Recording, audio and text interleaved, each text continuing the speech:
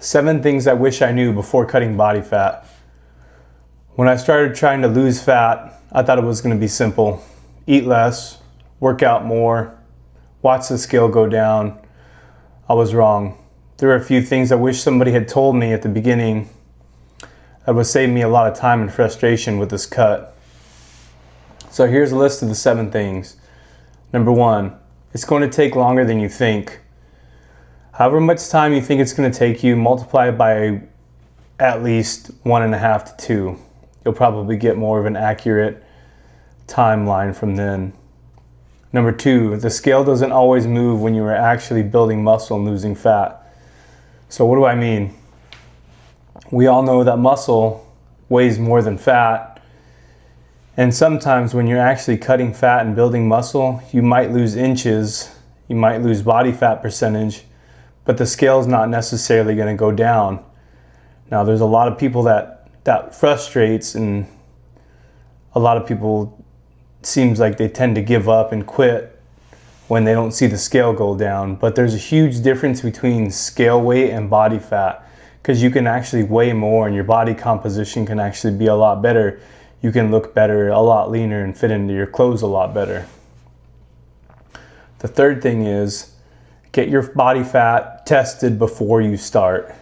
Years and years in the past, that was something I never even thought to do with a DEXA scan or an in-body scan. I was always just kind of guessing, and I was in the same path that everybody else was going, that I would get frustrated when I wouldn't see the scale weight necessarily come down. But then I started to notice my clothes would fit better and I would look a little bit leaner. But it would get to the point in the past where I would actually give up, and this was like maybe 5-6 years ago. I would give up. I would stop exercising and stop really watching what I'm eating, because I didn't actually think it was making a difference. I didn't think I was actually making any progress with that. When in reality, if I would have got my body fat tested, if I would have took consistent pictures every week to 2 weeks, and if I would have took all my measurements before I started my cut, I would have had a baseline of where I started to where I've been. And that's going to be massive to keep you motivated through the journey when you're 4, 5, 6 weeks in, deep in your cut, and you might not necessarily see the scale weight go down for a multiple of reasons. But then you can look back on your measurements and your body fat test and your pictures and say, okay, I'm actually still losing fat. I can actually see the difference in my pictures and my measurements of my waist. And that will help you stay motivated through the process, because like I said, it's going to take a lot longer than what you think. And staying motivated isn't your number one priority. Your number one priority should be to make this your standard and make this part of your life, your lifestyle. And then that's going to keep you ahead of the curve of saying, I'm tired of this, I don't want to do this anymore. The fourth thing is, like I had said when I was talking about number 3, was taking pictures every 1 to 2 weeks. Now that is going to definitely help you out a lot. And when I say pictures, I say full body pictures. Now, from my experiences and what I usually do is I'll set the camera up and I'll actually record a video and do a full 360 spin to see exactly how much fat I'm burning off of my back, off of my lower back, and then off of my stomach, my side, my obliques, and then my abs. And I'll set this up at a full body angle to really get to see what exactly I'm missing and what I need to work on more. It also helps with like muscle definition and stuff too, with helping grow your muscles in different body parts. But that starts to happen when you get a little bit leaner. So take those pictures every 1 to 2 weeks. That's going to make a huge difference, and you are going to actually start to see the body fat come off in different areas that you didn't even know that you had fat on necessarily before. So let's see, the fifth thing was other factors hold you back from losing fat. And some examples are, number one, eating fast food. That can really mess up your macros because most of the nutrition facts on a lot of those fast food are not accurate. So if I am going to eat fast food, which I try not to, but I'll even add like 300 to 500 calories just to try and stay in that deficit. And I will try to avoid fast food at all costs because it's so calorie dense and has so much fat and no protein that it's just going to be a killer of your fat loss. It's not going to help you get to your end journey at all. Another factor that could be holding you back is not getting enough sleep.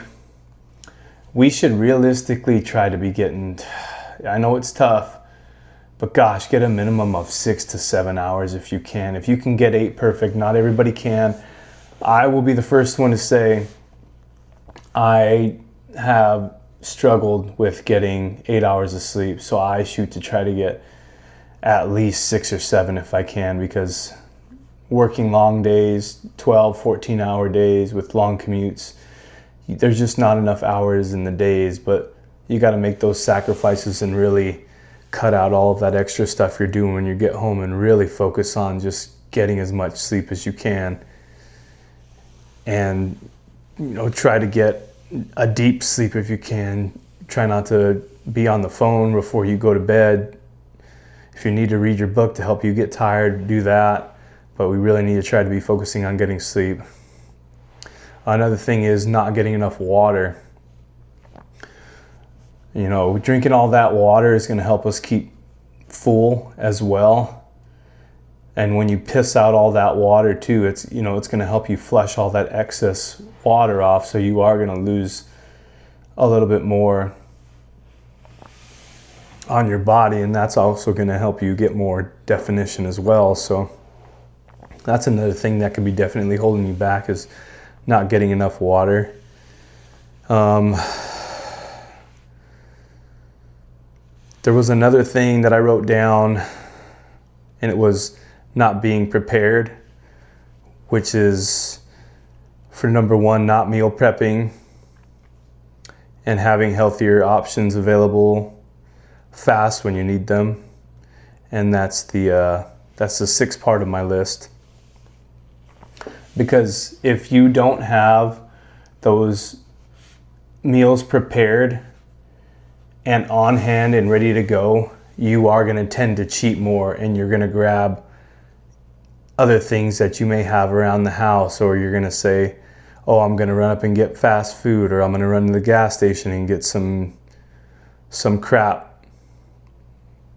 And that's not going to do anything. Or if you have a girlfriend or a wife, they're going to be egging you on to go get some shit too, and it's not even worth it, because at the end of the day, it's just going to put you over your calories, especially if you've been eating at work. That's another thing I noticed too.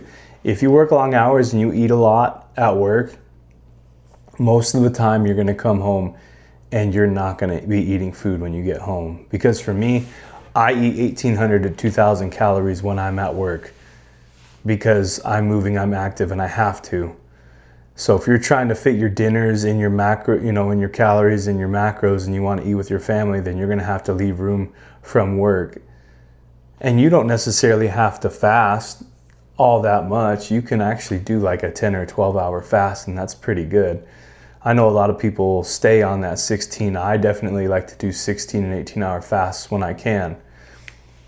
But if you are at work and you are eating more calories and you go home and eat again, that's just going to bump you up to 2,500 to 3,000, depending on if you eat 1,800 or 2,000 calories at work. So I try to not eat as much or not eat at all when I get home, because I already know I'm in a calorie deficit from when I was at work. And then the seventh part of my list is keeping snacks and junk food in the house will cause you to cheat, so don't have them on hand at all. If you are going to have something, have like a legendary Pop-Tart or have a small bag of popcorn or some cottage cheese, a couple tuna packs.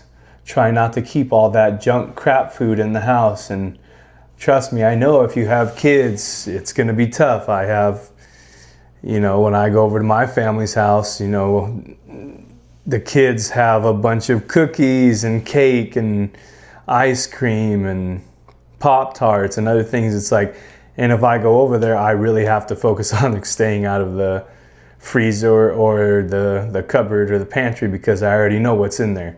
So I'm not going anywhere near those places. But you truly have to stay focused on not having a lot of that stuff available in your house, because it is going to cause you to cheat, and you are going to grab 3 donuts, 2 Pop-Tart packs, and ice cream, and you are going to be at like 5,000 calories in just that 2-hour span at night. That goes for peanut butter too. I have issues with peanut butter, so I don't even keep that in the house anymore, any kind of peanut butter, because guess what? If I get hungry and I want to cheat, I'm going to eat the whole jar, and that stuff's, it's bad. I don't care how much protein is in it. You're going to get a lot of fat and a lot of calories, so I don't even keep that on hand. Nothing, no peanut butter, nothing in my fridge. So those, like I said, those snacks are going to be a killer. And then once you've been in a cut for a long enough time, you start to notice these things can hold you back. And you start to implement a plan that helps you reach your goals and your body fat, whatever weight that might be, whatever body fat that is. I know for me, I'm probably going to get down to 12% body fat, but I'll probably weigh around 170 pounds. Not that that matters. As long as I'm 12%, that's where I'm happy at. None of that other stuff matters. What matters is the body fat. I don't care about the scale weight, and neither should you. That's going to be a big thing to keep you motivated, is you just stick on track with the body fat. That's the next thing I actually have to do too. I actually have to go and get another InBody, or I have to get a DEXA scan to see where I'm at currently. Because right now, from where I started to where I'm at now, I believe I'm probably like around maybe 17 to 18%. So I'm working slowly down to 15% body fat. But I have to go get tested to confirm that. And I started at like around 27, 28%. So that's pretty good, but I'm not stopping till I get to my goal of around 12%. So that's going to be huge for me. Yeah, everybody, if you like this content, subscribe to my channel, give me a like. This is stuff I try to talk about at least once a week or more. So thanks for watching. I'll see you on the next video.